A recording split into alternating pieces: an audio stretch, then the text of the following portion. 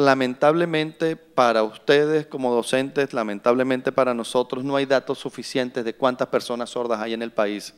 Tenemos algunos datos de cuántos sordos están estudiando en algunas universidades que reportan los datos y sabemos que los reportamos muy tarde por las múltiples ocupaciones que tienen cada una de las universidades. Pero no tenemos un dato fehaciente. A mí me gusta poner muchos ejemplos de gente que no trabajan en lenguas de señas para que vean que no somos nosotros los lingüistas de lenguas de señas, de las lenguas de señas, los que estamos inventando, ¿no? La misión José Gregorio Hernández no tiene datos confiables de cuántos sordos hay en el país. No tenemos entonces datos confiables de cuántos sordos están en educación primaria y no tenemos datos confiables de cuántos sordos están en el sector universitario. Eso es una deuda que tenemos nosotros como investigadores, como esto, ¿no? Hay muchos que entran, pero la prosecución escolar se queda, salen, entran, entonces hay cosas que se nos escapan de las manos. Hay algunos ejemplos, ¿no? Alejandro Oviedo afirma que, siguiendo datos de la Organización Mundial de la Salud, el 0,001% de las personas nacidas son sordas. Eso es algo así como un cuarto de persona por cada 100, ¿no? Dramáticamente el último informe de la Organización Mundial de la Salud era el 2,4%. Eso quiere decir que la sordera está en aumento y no decreciendo como otras discapacidades. Y esto nos tiene a nosotros como muy a la expectativa, porque nosotros sabemos que esos datos de la Organización Mundial de la Salud son casi todos datos de comunidades o de países europeos y que están muy bien organizados. Entonces, en nuestros países, en los países latinoamericanos, entonces sabemos que esa cifra o ese subregistro tiende a aumentar. Nosotros creemos, con los datos más esperanzadores, que hay aproximadamente unos 15.000 personas sordas en el país. De esas 15.000 personas sordas, creemos que están registradas. Si pensamos en los subregistros, tendríamos que sumarles algunos más. ¿Cuántos están en el sector universitario? Pues bueno, tenemos muchas dudas. Algunos datos del Ministerio de Educación Universitaria hablan de 2.500, 2.300. Todavía no tenemos entonces datos fehacientes. ¿Qué es bilingüismo? Porque nosotros tenemos a personas potencialmente bilingües y tenemos a los intérpretes que son bilingües. Las personas que entendemos por bilingüismo, hay muchas teorías de bilingüismo, ustedes colocan, y yo a veces me pongo de ocioso en cualquier buscador, sobre todo en Google, y coloco palabras claves, bilingüismo, y en menos de 2 segundos salen 145.300 millones de páginas donde se habla de bilingüismo. Muchísimas cosas. Y entonces, ¿qué podemos resumir nosotros con eso, ¿no? Que cualquier persona que hable al menos 2 lenguas, nosotros podemos decir que es bilingüe. Hay gente que dice, bueno, la lengua oral, la lengua escrita, cualquiera de las variantes, pero la lengua de señas, que es una lengua ágrafa que tiene una sola variante, o sea, no tiene variante escrita, la lengua de señas es una lengua ágrafa. Esto que está haciendo mi intérprete es llevar de una lengua A a una lengua B pasando por él. Eso. Él es una persona bilingüe porque entiende el español de Venezuela y lo transmite en lengua de señas venezolana. Y viceversa, si yo no supiera la lengua de señas y un sordo va a hacer una pregunta, él recibe la información en lengua de señas venezolana y me la transmite en español, con independencia de los códigos, con alterancia, traducción. O sea, el mensaje que yo llevo, y aquí hay algo importante que nosotros los intérpretes nos quedamos y que los usuarios del servicio de interpretación nos quedamos, es que no solamente el mensaje, sino la intencionalidad del mensaje, que es sumamente importante, porque yo puedo decir, tengo sueño, ¿verdad? Y el intérprete hace otra cosa que no sea la intencionalidad que yo tengo. Entonces no es solamente el mensaje, sino la intencionalidad que tiene el mensaje, que tiene que ser importante que nosotros recibamos. En el bilingüismo en el sordo, entonces, ¿qué sucede? Se refiere al uso de señas y una lengua escrita, ¿verdad? Entonces usted, docente, cuando vamos a exigir lengua escrita en el sordo, cuando vamos a exigir en lengua de señas en el sordo, tenemos que empezar a hacer diferencias. ¿Qué lengua escrita le voy a pedir si él tiene una lengua ágrafa? Entonces, la variante escrita del español de Venezuela que yo le voy a exigir, tenemos que entender que él no la adquirió como nosotros la adquirimos por relación grafofonológica. Cuando nosotros estábamos en clase de castellano desde primer grado, la maestra nos decía ma, me, mi, mo, mu, mi mamá me mima, mamá, papá. Entonces, casi siempre sonidos bilabiales, mamá, papá, y después entonces cada uno de los sonidos iban.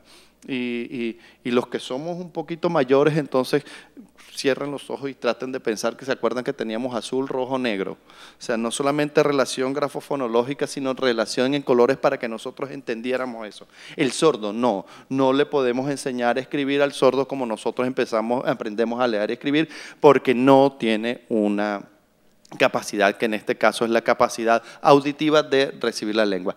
Es por eso que nosotros entonces decimos que el sordo no sabe escribir. Claro que no escribe como nosotros.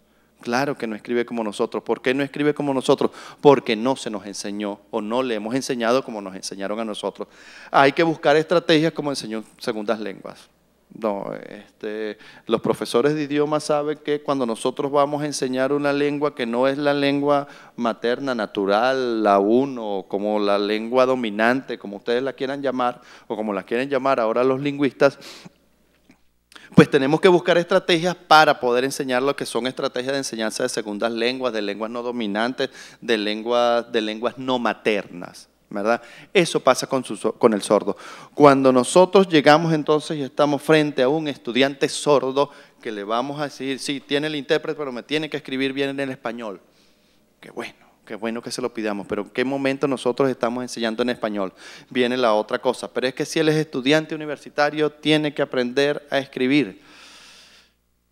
Yo no sé, pero yo no sé si ustedes lo han hecho. Repito, yo soy muy ocioso y yo me he buscado casi todos los reglamentos de las universidades en Venezuela y ninguna dice que usted tiene que saber escribir bien para poder entrar a una universidad. Algunas llegan y dicen, bueno, hay un examen de admisión y uno supone que uno tiene que escribir, ¿no? Pero son supuestos, son cosas que no están escritas. Yo creo que por el espíritu de los universitarios es eso, ¿no? Que nosotros estudiemos y nos cuidemos mucho de las cosas que estamos haciendo, ¿no? Rápidamente yo quisiera ver que esto no es un invento de nosotros los que trabajamos con los sordos, ¿verdad? Desde la Constitución, la Ley Orgánica para Personas con Discapacidad y la Ley Orgánica de Educación, todas consagran los derechos que tienen las personas sordas de poder comunicarse en su lengua y no solamente comunicarse en su lengua, porque si yo puedo comunicarme en mi lengua, quiere decir que yo puedo recibir también formación en mi lengua. Que la educación es un derecho humano, no es un invento de nosotros los que trabajamos con las personas sordas. La educación es un derecho fundamental, ¿verdad? Y en la educación especial, que es donde nosotros empezamos a trabajar, no se nos dice que los sordos solamente tienen que estudiar en primaria, bachillerato, y si quieren estudiar en educación universitaria, los sordos tienen que irse para el pedagógico o aquí en la Universidad del Zulia para estudiar educación del sordo. No, el sordo puede estudiar cualquier cosa y no puede tener más limitaciones que las que tengan por actitudes de vida, ¿no? Esto hace que entonces la plataforma legal venezolana se fundamente en dos grandes cosas, ¿no? Las investigaciones de otros países, lo que se ha hecho en otros países, ¿verdad? Y las acciones reivindicativas de las comunidades de sordos. Ejemplo de Pedagógico de Caracas, yo creo que fue la primera vez que el sector universitario se empezó a temblar y ver que venían sordos en la universidad. Llegó un sordo y dijo, yo quiero que me interpreten algo. Yo, no, estoy en clase, estoy ocupado, yo no puedo ir.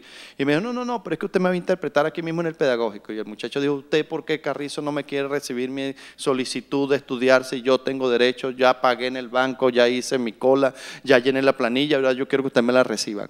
En ese momento nosotros nos dimos cuenta que era necesaria crear la figura del intérprete dentro de la Universidad Venezolana o dentro, en el caso de mi universidad, en el Pedagógico de Caracas, porque no estábamos preparados. No estábamos preparados y surgió eso, ¿no? La reivindicación de los muchachos donde dicen, epa, yo tengo derecho, yo estoy aquí y yo quiero estudiar y yo necesito que me formen en mi lengua.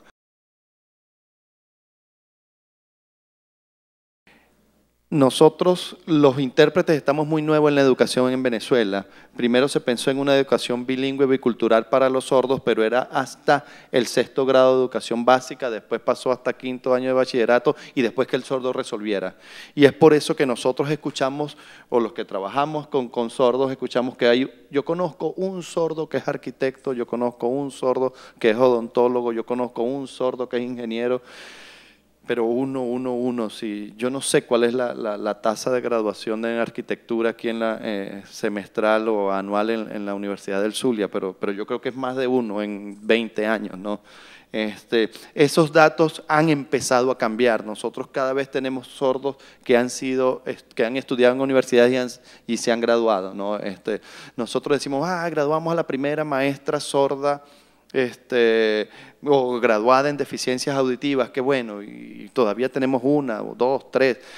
Yo creo que eso va a cambiar, porque los sordos han comenzado a tomar espacios en las universidades gracias al trabajo que se empezó a hacer y a concebir al sordo como una persona bilingüe o potencialmente bilingüe y pensar en una educación bilingüe bicultural para eso.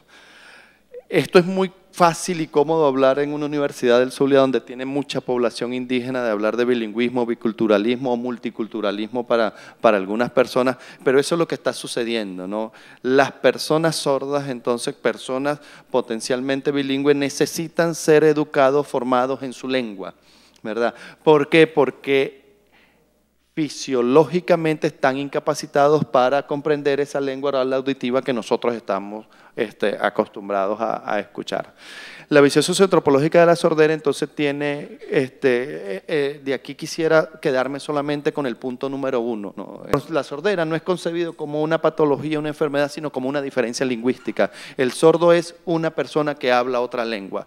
Y así como nosotros no podemos concebir esos 250.000 y pico de guayú, considerarlos enfermos o con alguna discapacidad porque hablen otra lengua, nosotros no podemos considerar al sordo que está enfermo, tiene una patología o no lo acepto en mi clase porque es sordo. Es una persona tan como nosotros, tan parecida a nosotros, lo único que la lengua que habla no es una lengua sino visual kinestésica. Esa es la única diferencia que nosotros podemos dar. Y las implicaciones pedagógicas, eso hace que las implicaciones pedagógicas cambien. Yo, profesor, tengo que cambiar porque tengo una persona que no habla la lengua que yo estoy acostumbrado a usar, ¿no? A mí siempre me dicen, y cuando estoy dando talleres o conferencias, siempre hay alguien que levanta la mano, ¿y cómo enseño yo matemática a un sordo? Yo, no sé. O sea, ¿y cómo enseño yo a leer a un sordo? De verdad que no lo sé, pero lo que sí sé es que tiene que enseñarse en lengua de señas, porque esa es la lengua que él está en la posibilidad de entender. Cuando nosotros estamos en presencia de una persona que no hable la lengua, y aquí, por ejemplo, piensen en las personas que delinquen aquí en el país y no hablan español. El Código Orgánico Procesal Penal llega y le dice, el Estado venezolano le garantizará un intérprete o traductor para que esa persona entienda el juicio que se le está haciendo, ¿verdad? Un intérprete o traductor. ¿Por qué un intérprete o traductor a esa persona que habla una lengua y no le dicen, ay, pobrecito él, no lo juzguemos? No. Él hizo un delito en nuestro país y tiene que ser juzgado.